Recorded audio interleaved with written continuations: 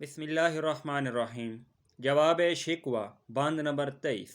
مثل انجم افق قوم پہ روشن بھی ہوئے، مثل انجم افق قوم پہ روشن بھی ہوئے، بت ہندی کی محبت میں برہمن بھی ہوئے، بت ہندی کی محبت میں برہمن بھی ہوئے۔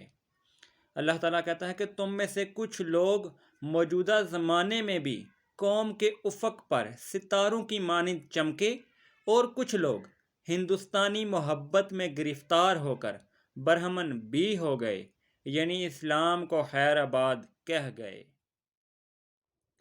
شوق پرواز میں مہجور نشیمن بھی ہوئے، شوق پرواز میں مہجور نشیمن بھی ہوئے، بے عمل تھے ہی جواں دین سے بدظن بھی ہوئے، بے عمل تھے ہی جواں دین سے بدظن بھی ہوئے۔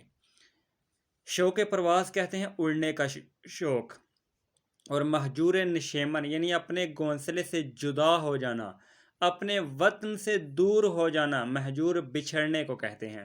اللہ تعالیٰ فرماتا ہے کہ تمہارے موجودہ نوجوانوں کا یہ حال ہے کہ وہ دنیاوی پرواز کے شوق میں اپنے مذہب اور اسلامی روایات سے جدا ہو گئے ہیں، اور وہ نوجوان جو پہلے ہی بے عمل تھے مزید برآں وہ دین اسلام سے بدگمانی کا اظہار بھی کرنے لگے ہیں۔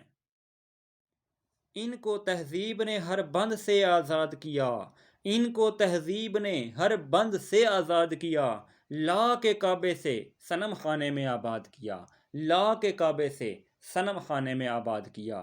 بند کہتے ہیں قید کو، اور صنم خانہ بت خانہ۔ اللہ تعالیٰ فرماتے ہیں کہ موجودہ دور کی مغربی تہذیب نے ان کو اسلامی تعلیمات کی ہر ایک پابندی سے آزاد کر دیا ہے، اور کعبے کے احاطے سے نکال کر بت خانے میں بسا دیا ہے، یعنی اسلام کی بجائے کافرانہ نظریات کا شیدائی بنا دیا ہے۔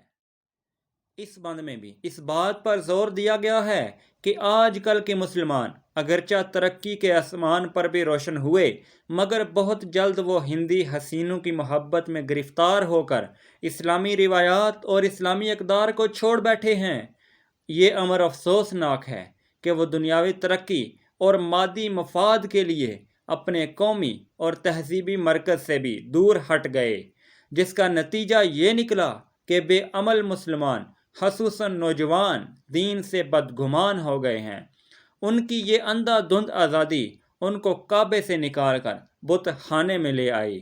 اب یہ گمراہ نوجوان اسلام سے اپنی نسبت کا تو یوں جواز پیش کر سکتے ہیں، گو واں نہیں پہ واں کے نکالے ہوئے تو ہیں، گو واں نہیں پہ واں کے نکالے ہوئے تو ہیں، کعبے سے ان بتوں کو بھی نسبت ہے دور کی، کعبے سے ان بتوں کو بھی نسبت ہے۔